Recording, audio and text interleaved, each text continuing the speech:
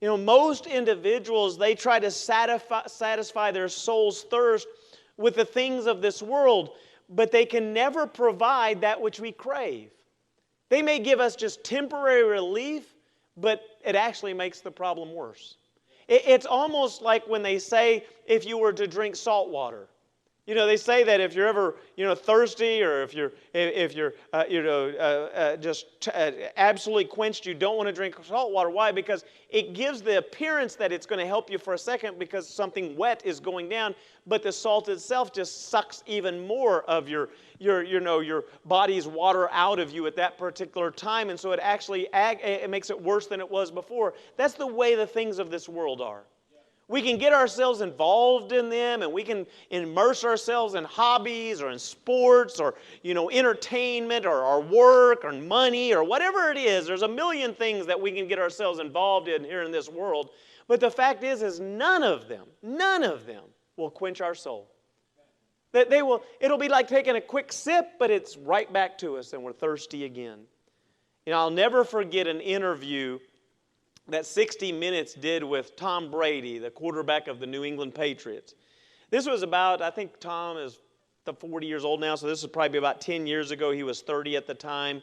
And even at that time, he had already won 3 Super Bowls there with the Patriots, and here he was, and at that time he was dating the supermodel Giselle. He's married her since then, I believe, and he was already making millions of dollars. And this man had everything this world says to go after for a young man. He had fame, he had accomplished things in his life, he was the sports star, he's a good-looking guy, sitting there on his side as a supermodel, he's got all this money in his pocket. And as he's doing this interview with 60 Minutes, he said this, he said, "Why do I have 3 Super Bowl rings and think there is something greater out there for me?" Maybe a lot of people would say, "Hey man, this is what it is. I reached my goal, my dream, my life." Me, I think, God, there's got to be more to life than this.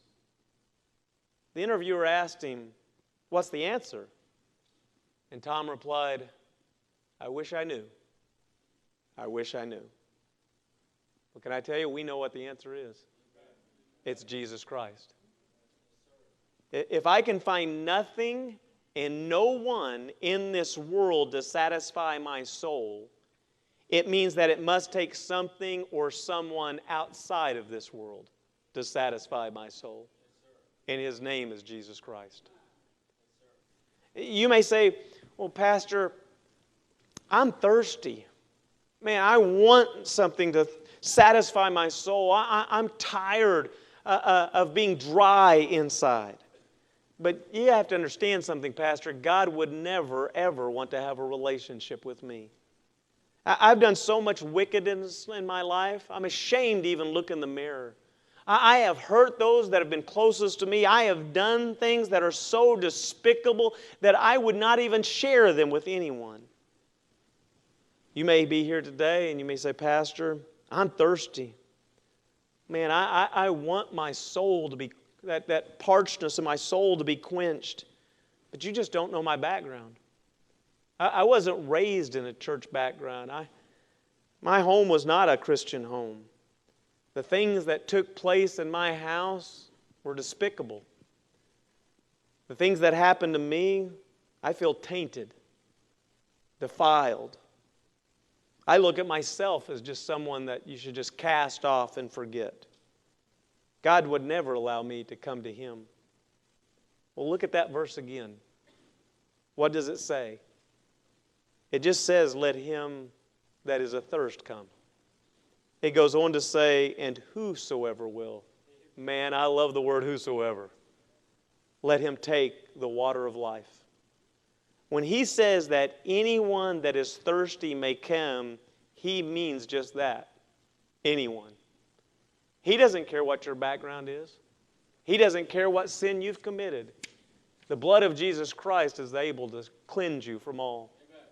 And to emphasize that truth, Jesus once said when He was here upon the earth, it says, "He that cometh to me, I will in no wise cast out." Now, I don't know about you, but I've gone to some, or tried to to go meet some people before and have been denied access to them. You know, they're dignitaries or something like that, sports stars or something like that. Just want to go say hi, maybe, you know, maybe I want to get an autograph for my child or something like that. And I've been denied those, and I understand why. But can I tell you something? There's never been anyone who's come to Christ that's been denied.